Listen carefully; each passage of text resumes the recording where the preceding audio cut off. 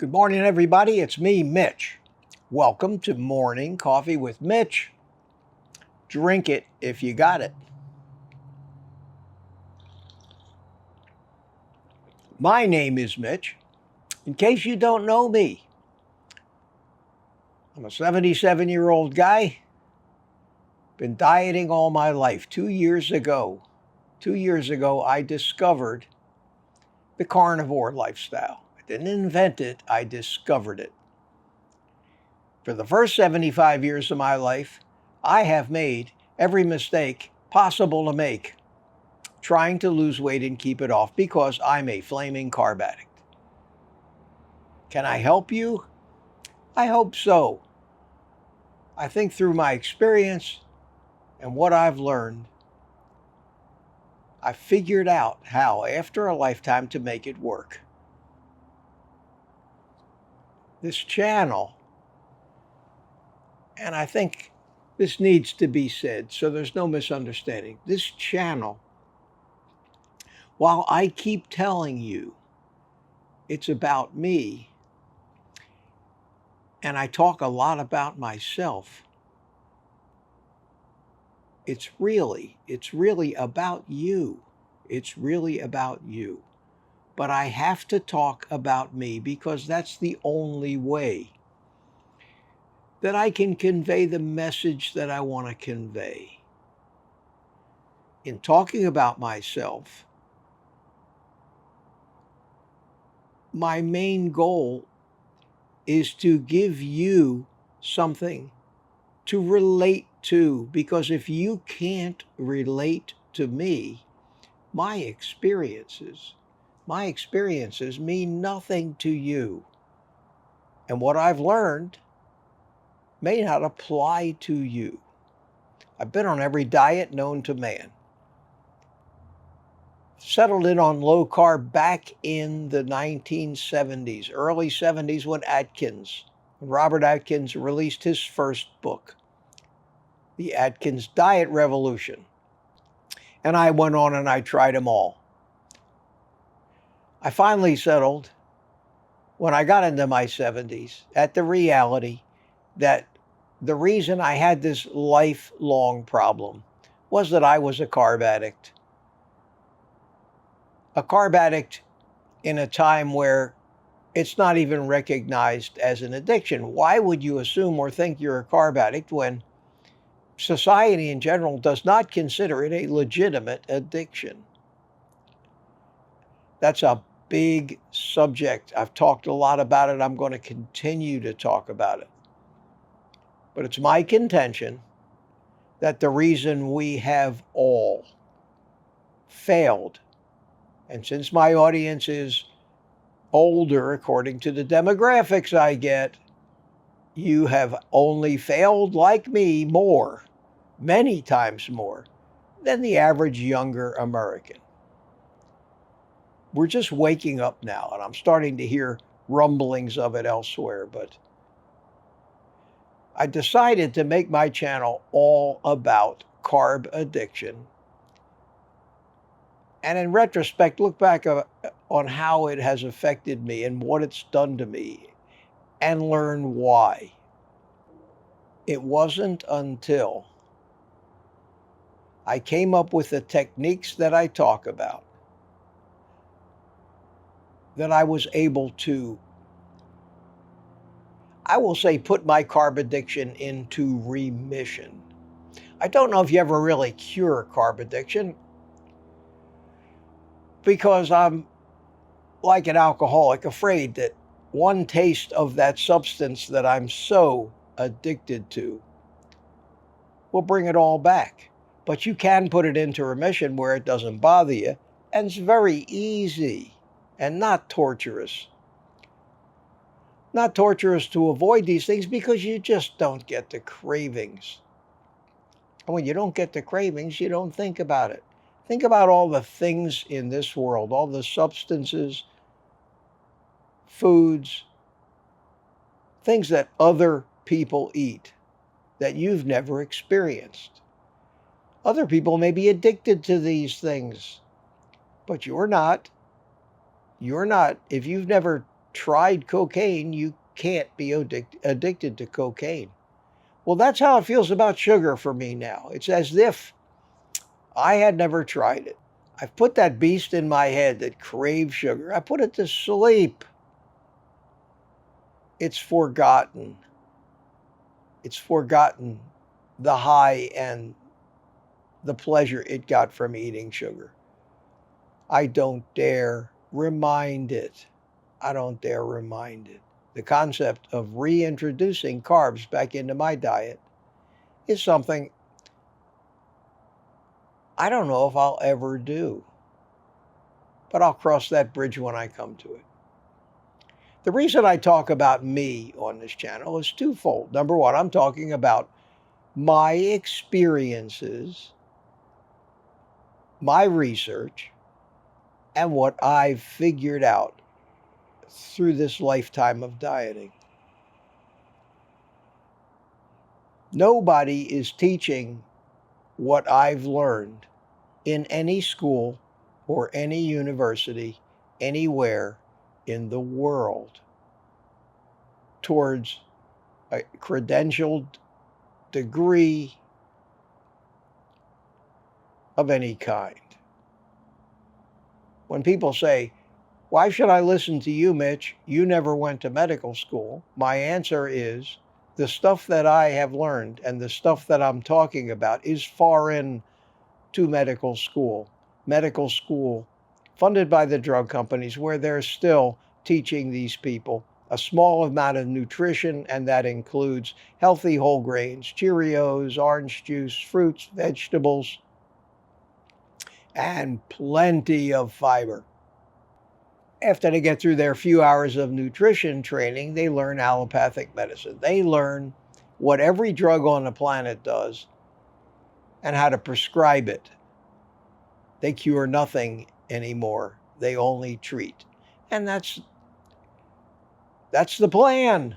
Why cure something when you lose a customer? Why not hook that customer in for life? That's the addictive model of food companies, and it extends to medicine.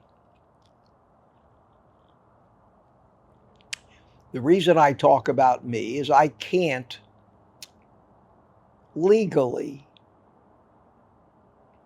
or while following YouTube's community guidelines, give you any personal, medical, or even dietary advice. I can only speak in broad generalities. So when I started this channel, I said, I have to make this channel about me.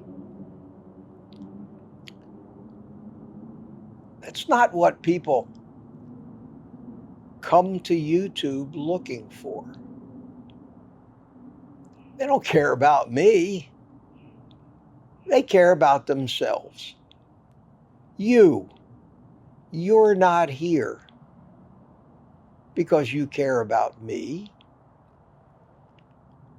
You're here because you care about your health, your illnesses, your weight problem, your arthritis, your diabetes, a relative, and you're looking for answers. And the only reason that you come to YouTube is you're looking for the answers, and the only way, ironically, that I can give you those answers is to talk about me. So when you hear me talking about me, my past, my research, my experience, anything about me, it's for one of two reasons. Number one, some of it I think might be entertaining, and I think it's important that not only are we educated, but we need to be entertained while we're being educated, lest we get bored. So I try to be entertaining. And entertaining is one of the main reasons I do these morning coffees, just to get you to sit down, slow down for a minute. get your finger off the remote where you're ready to click away because you're not being entertained, or you haven't gotten your answer to what you want to know in the first 17 seconds of a video. I don't get as many views on these videos because I make them long. Many of you like them long, but the average person needs to get their answer within the first 30 seconds, according to all the YouTube statistics and my actual graphs of how long people actually watch the video. There's no shortage of videos out there that instruct you on how to get your point across in 30 seconds because we are a nation of impatient people with too high a transaction load of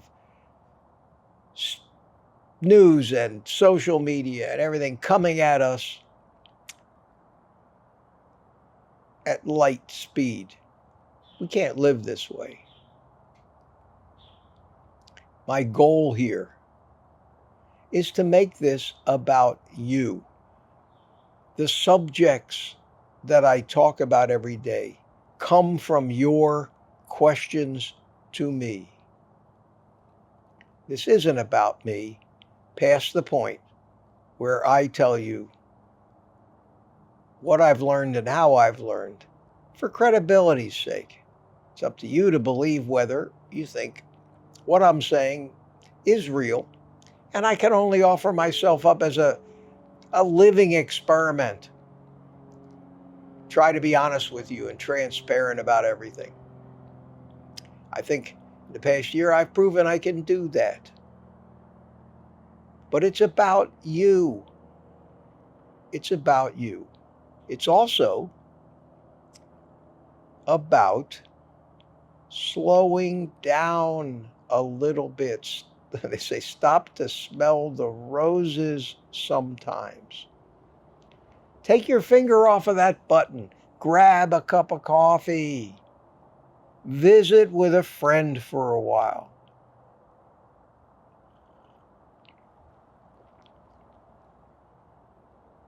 Relax. Relax. That's important for your health as well. Maybe as important as the diet that you eat to be healthy. Why do I do this? I ask myself that sometimes and I wonder, why, Mitch, why the hell are you doing this? It's a ton of work. The money sucks. It relies on your generosity more than what we get paid from YouTube. It's crazy. Why do you do this? Well, I do it because of you. I keep doing it because of you. Because of you. I don't know why. I don't know why. I know some of you care about me, but most people in this world, they just don't care about me. But some people do. I don't care about everybody in the world. But I do. I am a compassionate person and I do care.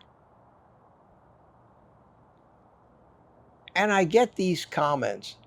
And when I get disgusted with this, with the politics of YouTube, with their community guidelines that basically tell me that I'm putting out dangerous information that goes against the settled science from the World Health Organization, and that talking about eating red meat is just one step shy of criminal. That's not only insulting, but it's dangerous talk. Why do I keep going when there could be penalties?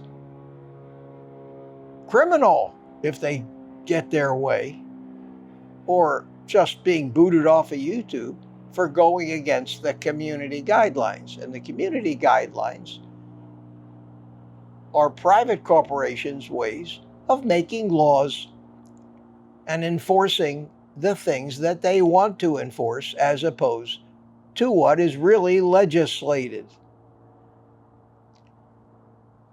The reason I keep going is because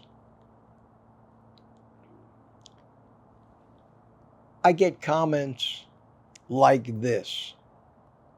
Hey, Mitch, you are not Hollywood. You are better than Hollywood, if you ask me. You saved everyone's life in my house, even my dog. Thank you, sir. My respect to you, sir. Here's one from a few days ago. The sun is actually out in the UK today. Perhaps you have bad weather we had yesterday. In other news, you saved my life. I get these every once in a while. I think it takes a lot for somebody to actually attribute the saving of their life down to advice they got from me, but I get these comments, and I get so many comments telling me how your health has improved. Now, I didn't invent the carnivore lifestyle. Nobody invented eating meat. It's what we eat. We've been eating it since the beginning of time. But discovering that it was the appropriate diet, the appropriate human diet, is something we did do. Convincing ourselves against all society, the way we live, convincing ourselves that it really is the appropriate way to live, that takes some fortitude, some research. Most of all, it takes logical and realistic thinking. I think something lost to society. I think the main message I'm trying to put out here today is that while this channel appears to be Mitch talking about himself, that's not what this channel is about. This channel only uses me as an example to show you what this has done for me so that you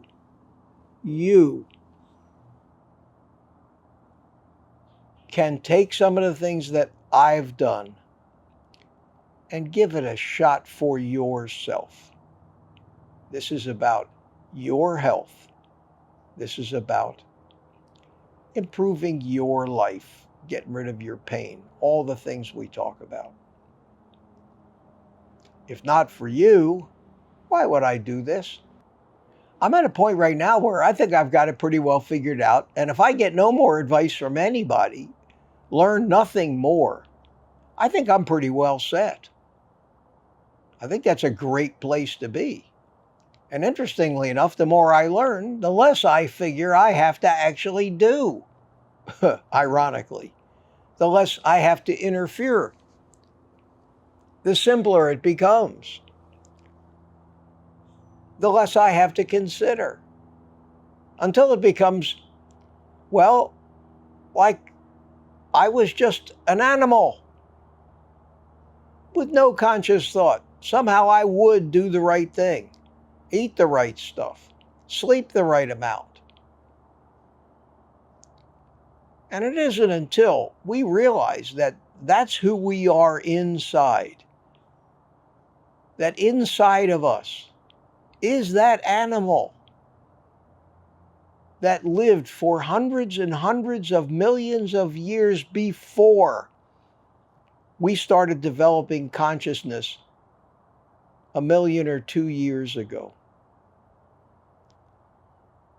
Responsible for the fact that all of its ancestors leading up to us survived and did the right thing. Has equipped us with a mind that is capable of doing everything it needs to do without conscious interference. We need to stop fooling with it, trying to hack it, figure out better ways to drug it. go with your instincts. And the longer I do this, the more I realize that I need to know actually less and less and less about it. Until I guess that ultimately concludes. This may sound a little ironic to you. You will finally be able to completely master the carnivore lifestyle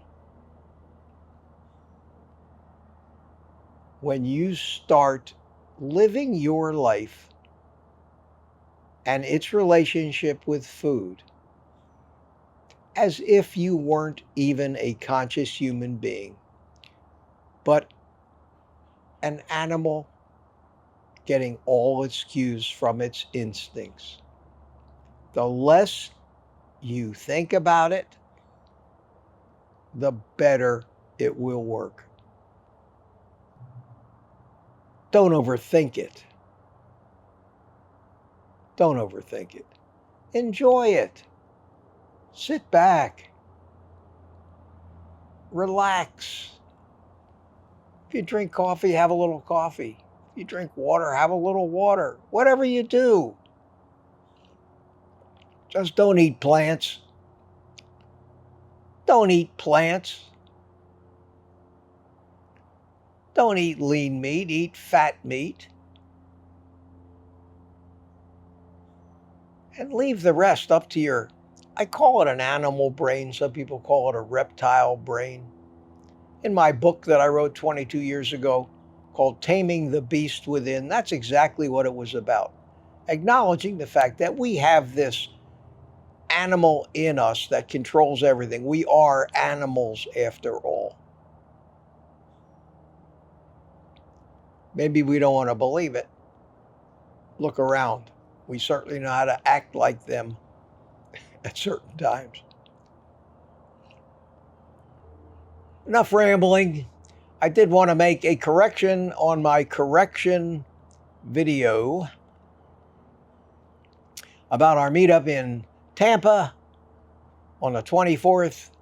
I wrote in the description it's going to be at 11:30 a.m. and inadvertently when I talked into the camera a couple times, I understand, I said 11:30 p.m.